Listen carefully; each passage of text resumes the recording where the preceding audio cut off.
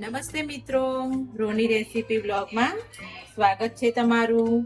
તો આજે આપણે નવી એક રેસીપી સાથે આવી ગયા છે। ગુંદાનું અથાણું આપણે પહેલી એકવાર બનાવ્યું, ઇન્સ્ટન્ટ બનાવ્યું, તો હવે આપણે ફરીથી એકવાર ગુંદાનું અથાણું બનાવીશું સરસ રીતે, એક નવા ટેસ્ટ સાથે, અને એ પણ મસ્ત એવું મજાનું, અને ઉનાળામાં મસ્ત એવું ભાવે એવું। તો ચલો આપણે સ્ટાર્ટ કરીએ અથાણું બનાવવાનું। તો પહેલા મિત્રો, તમે ચેનલ પર નવા હોય તો ચેનલને સબસ્ક્રાઇબ કરી દેજો, અને તમારા ફ્રેન્ડ અને મિત્રો સાથે શેર પણ કરજો। તો અહીંયા આપણે ફ્રેશ ગુંદા લઈ લીધા છે ગ્રામમાં, એટલે 500 ગ્રામ ગુંદા છે। તો આપણે આ ગુંદાને આજે બોઇલ નહીં કરીએ, અને એના વગર જ આપણે અથાણું બનાવીશું। એકદમ ગુંદાનો એવો ને એવો ટેસ્ટ રહેશે, એવા ટેસ્ટ સાથે।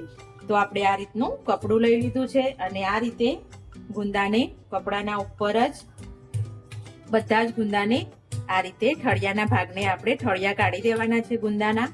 તો આ રીતે કપડા ઉપર જ દસ્તાની મદદથી આ રીતે કરી દેશું, એટલે આપણા ગુંદા એકદમ એકી જોડે, આપણે એકી સાથે બધા ઠળિયાને ઇઝીલી કાઢી શકીશું।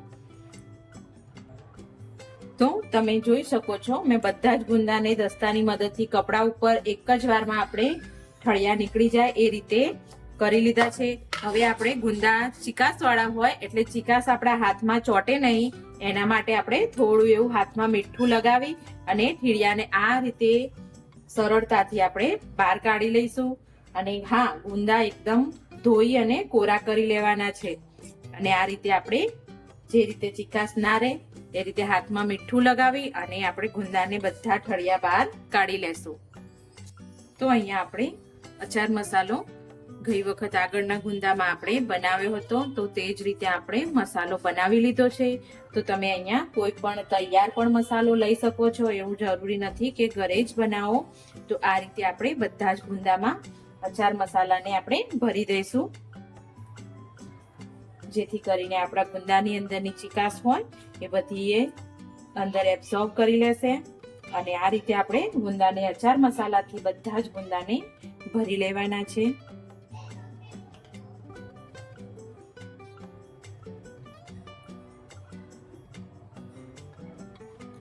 તો આપણે બધા જ ગુંદા મસ્ત એવા ભરી લીધા છે। તો આને આપણે એક તપેલીમાં ટ્રાન્સફર કરી દઈશું। અને હા મિત્રો, આ અથાણું પણ આપણે 12 મહિના ખાઈ શકાય, ફ્રીજમાં રાખીને એ રીતનું જ તૈયાર થાય છે। બદલતા વેધરના કારણે એકદમ બહાર બહુ સરખું, જલ્દી બહુ સરખું રહે ના, એટલે ઉબાઈ જાય, એટલે આપણે ફ્રીજમાં મૂકવું પડે છે। હા, 5 થી 6 મહિના સુધી તમે બહાર રાખી શકો છો, પણ પછી આપણું બદલાતું વેધરના કારણે આપણે ફ્રીજમાં સ્ટોર કરવું પડે છે। તો આ રીતે આપણે હાથની મદદથી બધા જ ગુંદાને આ રીતે કરી લઈશું। તો અહીંયા મેં ગ્રામમાં 300 ગ્રામ જેટલી રાજાપુરી કેરી લીધી છે। રાજાપુરી કેરી એકદમ ટેસ્ટમાં ખાટી હોય છે, જેથી કરીને આપણું અથાણું 1 વર્ષ સુધી એમનું એમ રહે છે અને બગડતું નથી જલ્દી। તો આપણે રાજાપુરી કેરીનું પ્રમાણ એનાથી અડધું રાખવાનું છે, કે આપણે ગુંદા 500 છે તો 250 થી 300 ગ્રામની કેરી હોય રાજાપુરી તો પણ ચાલે, બીજી કોઈ પણ કેરી તમે દેશી કેરી હોય તો પણ લઈ શકો છો। અને અચાર મસાલાનું માપ પણ 200 ગ્રામ જેટલો હોય તો પણ ચાલે। જેટલો મસાલો વધારે હશે એટલો ટેસ્ટ ગુંદાનો સારો આવશે, એટલે આપણે તો 250 ગ્રામ જેટલો મસાલો લીધો છે। 500 ગ્રામ ગુંદા, 250 ગ્રામ અચાર મસાલો અને 300 ગ્રામ કેરી। તો આપણે કેરીને છોલી લેવાની છે, છોલીને આપણે અથાણાની અંદર એડ કરીશું, તો એટલું જ જલ્દી આપણું અથાણું આપણે ખાવા માટે તૈયાર થઈ જશે, જેથી કરીને કેરી આપણી અંદર જલ્દી મેલ્ટ થઈ જાય, થોડી અંદર ગુંદાના અંદર ભળી જાય, એટલે ટેસ્ટ આપણો સરસ એવો આવે। તો આપણે છોલી અને કેરીને અંદર એડ કરીશું અને ઝીણા ટુકડામાં કાપી લઈશું। આ રીતે નાના ટુકડામાં કાપી લેવાના છે, આ રીતે કાપી લઈશું બધી જ કેરીને। તો અહીંયા આપણે કેરીને કટ કરી લીધી છે, તો આપણે મિક્સ કરી લઈશું ગુંદાના જોડે જ,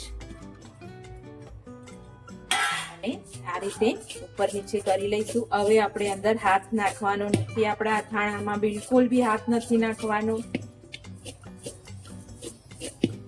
તો આ રીતે આપણે ઉપર નીચે કરી લઈશું મસ્ત એવું કેરીને મસાલો પણ કોટ કરી લે અને એકદમ સરસ રીતે આપણી કેરી મિક્સ થઈ જાય અંદર. તો અહીંયા આપણે 500 ગ્રામ જેવું સિંગ તેલ લઈ લીધું છે. તો સિંગ તેલને આપણે મસ્ત એવું ગરમ કરી લેશું. આંગળી ડૂબે ત્યાં સુધી એટલું ગરમ કરીને પણ ઠંડુ એટલું થાય ત્યાં સુધી જ ગરમ કરવાનું છે. તો આપણે ગરમ ઉકળતું તેલ અંદર આપણા અથાણામાં એડ નહીં કરીએ. થોડું ગરમ થાય, ઠંડુ થાય, પછી આંગળી નાખીએ તો આંગળીને હનેવા જેવું લાગે, પછી જ અંદર આપણે અથાણામાં એડ કરીશું. તો અહીંયા આપણું તેલ મસ્ત એવું ઠંડુ થઈ ગયું છે. તો આપણે અથાણાની અંદર એડ કરી દઈશું.